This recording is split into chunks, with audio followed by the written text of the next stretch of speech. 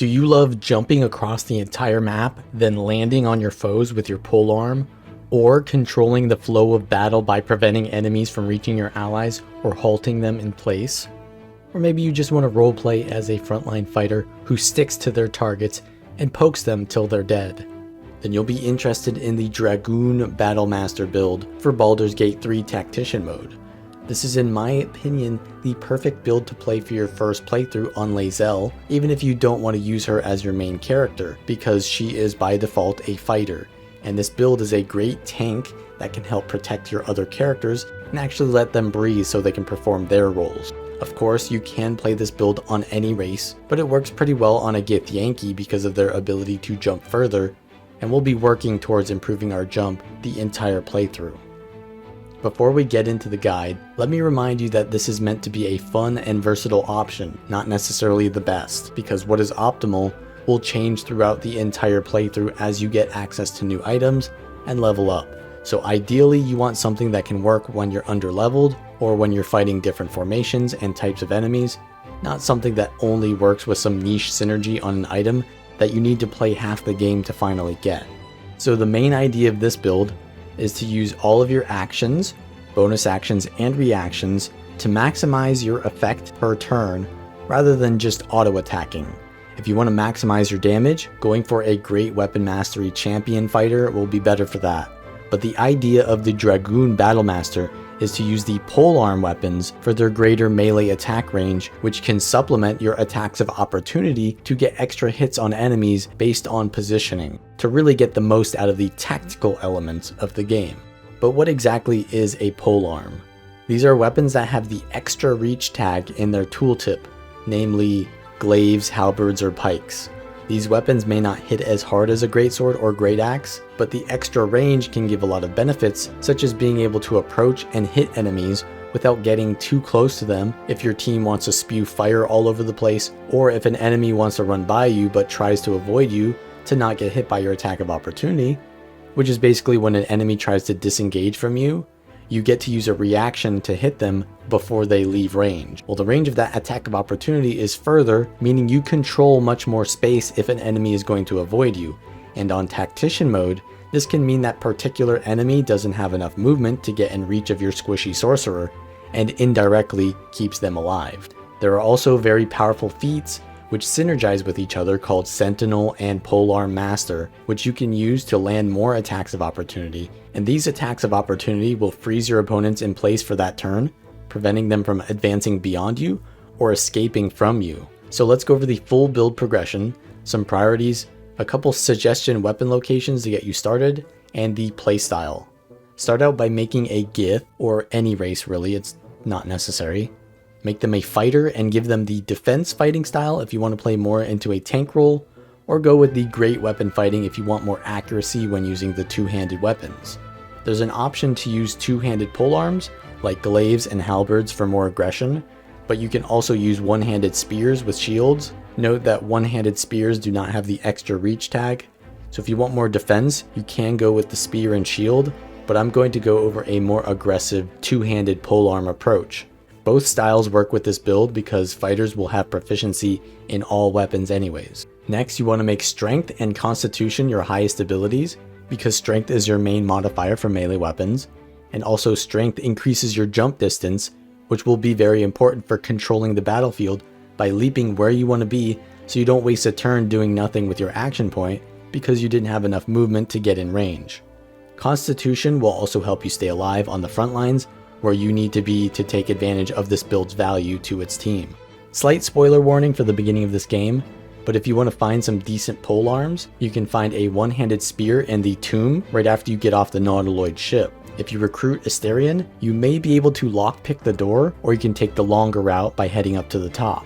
Either way, when you get inside, you have to loot the sarcophagus, which will set off a bunch of traps. But if you enable turn-based mode, you can loot the spear and get out before the traps kill you. This is a great weapon early on because if you miss an attack, it makes your next attack against that target have a much greater chance to hit.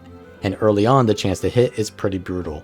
A more difficult to obtain two-handed glaive can be found in the Druid Grove a little bit further than this tomb. You need to get the Wolf rune from Wrath, but he only gives it to you after doing a somewhat long quest, and even then there's no guarantee you'll succeed in that quest. Or you can just pickpocket the rune from him, which can be a bit difficult to do when everyone's looking at you in the room. You can move his chair out from underneath him, and he'll try to sit on it in the new spot. So keep moving him until he's in a more obscure location, and then press the toggle enemy vision cones keybind, usually shift, to see if it's safe to pickpocket. Then enter turn-based mode and steal the rune, peace out for a bit while the crime scene is hot, then go back and talk to Nettie further into that room. Finish her dialogue where she brings you into the next room, and then after she leaves, you can put the rune into the missing socket. Activate all runes to be lit up, which will reveal a secret passage, and inside will be your new glaive. Now that you have some good weapons, explore as you see fit. As you progress, you'll learn new feats and abilities to choose from, so let's go over the order I suggest when leveling up.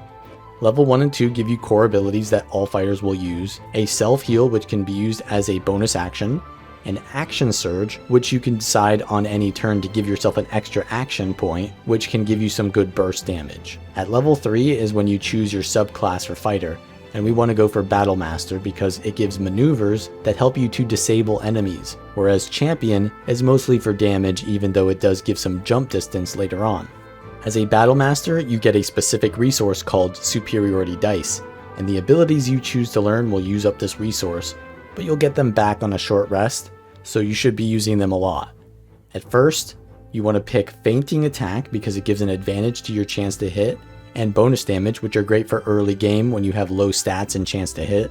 Then take Disarming Attack, which can make enemies drop their weapon, which is already enough of an annoyance to them, because if they have to pick up and equip their weapon again, then they lose their action that turn. But even further than that, you can pick up their weapon yourself, and they'll be stuck trying to punch you for the rest of the fight. The last one you take is Menacing Attack. This gives Frightened to the target, which prevents them from moving and makes their chance to hit less. This effect is slightly less powerful than Disarm, but not every enemy uses weapon. Sometimes they're just monsters with unarmed attacks. But on top of that, most of the Battlemaster maneuvers will roll a strength saving throw to check if your disable actually works, which uses the enemy's stats. But Menacing Attack uses a wisdom saving throw. So if you examine an enemy and see that they have a ton of strength, your chance of disarming them isn't great. So try to frighten them instead when they have lower wisdom. Rally can also be a good replacement choice early on, especially if you're struggling to survive because it supports your allies decently with an 8 health barrier. But it doesn't scale very well later on, so you can forego this or just have your class reset later on and just don't take it then. At level 4, we get our first feat. Take Athlete because it gives 1 more strength, which helps you to get to 18 strength usually, and at every even amount of an ability you get to increase your proficiency roll. We want strength for proficiency to melee weapons, and strength is also the governing attribute for athletics, which increases your ability to jump further distances. Athlete also gives you 50% further jump distance, so at this point, we can travel using our bonus actions with jump to move from one target to the next. This also helps you to handle elevation, where enemies have high ground on you, so you just leap up to them and even the playing field. This also allows you to jump into the enemy backline and threaten their archers. Essentially, when a character with a melee weapon stands in melee range of another character, they threaten them, and this reduces their chance to hit with ranged abilities by a lot. At level 5, most classes get access to an extra attack, so every time they use their action point to attack, they can attack twice. This also applies to maneuvers, and if you really need to land a disable on your target but it misses, you can retry it again, and if you action surge, you have the chance to do 4 disables in one turn. At level 6, fighters gain access to an extra feat, whereas other classes would need to wait for level 8 to get their second feat. Here we'll take Sentinel, which is when the build really starts to ramp up its effect. Sentinel allows you to take advantage of your reactions. Whenever an ally is hit with an attack in melee range of you, you get to punish the attacker with another attack back. Also, when you hit an enemy with an attack of opportunity, that enemy loses the rest of their movement for that turn. Also, these attacks of opportunity have an advantage on their chance to hit.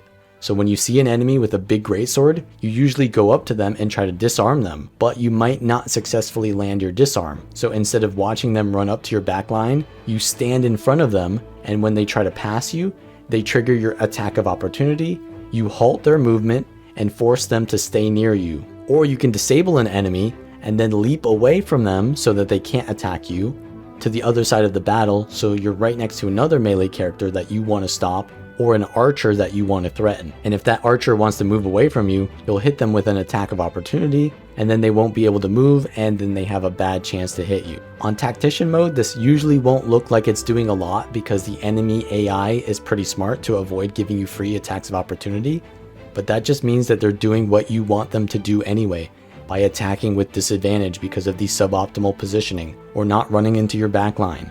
Also, if you position your team with choke points in mind, put your Dragoon Battlemaster in that choke point, the enemy cannot pass through it, and you can bunch them up for your casters to do massive AoE damage.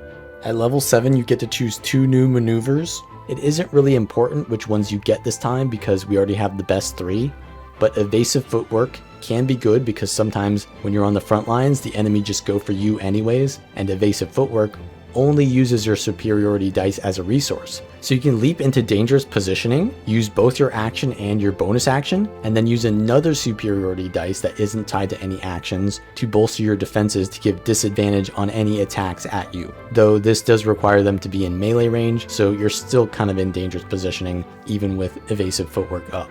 Pushing attack can be good if you want a second push each turn because shove is a bonus action and pushing attack is an action. This gives you at least 2 attempts per turn to knock someone off a cliff, which can be pretty useful, but I don't find it worth to be investing so much into knockbacks when shove usually does the job by itself. But it can be used to push enemies away from your teammates to allow them to disengage as well. Level 8 gives you your 3rd feat, Polearm Master. This is where the build really finds its synergy. When wielding polearms, this feat allows you to do an attack of opportunity when an enemy approaches you, not just when they disengage from you. With the extra reach on polearms, this means you can hit them with an attack of opportunity before they get in melee range with other weapons that don't have extra reach. And since Sentinel stops them in place once the attack of opportunity hits, they lose their movement before they can get in range of you to attack, meaning they might lose their turn not being able to attack you. Positioning is super important for this, and you can kite melee enemies using this setup by just standing outside the range, hitting them with your attacks, then moving slightly back to re-trigger your attack of opportunity from Polearm Master when they approach you. You can do 1 reaction per turn, so this can work really well if you're dealing with a couple melee classes where you CC one and then you Sentinel the other, but when there's a flood of enemies, you can't handle them all. So what you want to do is go into your reactions tab and turn it to ask for permission to use your attack of opportunity so that you know exactly which enemy you want to use it on, and then you save your attack of opportunity for them. Though the automatic can still work if you don't want to be constantly clicking that pop-up. Level 9 is just the choice to get advantage on saving throws, and level 10 gives you more access to more maneuvers. By level 8 you have the full build already, so it doesn't really matter what choices you take afterwards, or even if you multi-class at that point. But you may want to stick to fighter for the level 11 improved extra attack. Any kind of gear that can improve your jump distance is good, but not always necessary. If you have the option of luring enemies back to better terrain, then start the fight with your party all the way in the back, leave your fighter right around the corner of a choke point so they can gatekeep anyone who tries to pass through. The opportunity attacks will prevent enemies not only from passing by, but also from getting too close to you, and because you have extra reach with the polearms, you can still line of sight the enemy's ranged characters while holding the line. But in other fights, you'll be forced to stand your ground in bad positioning.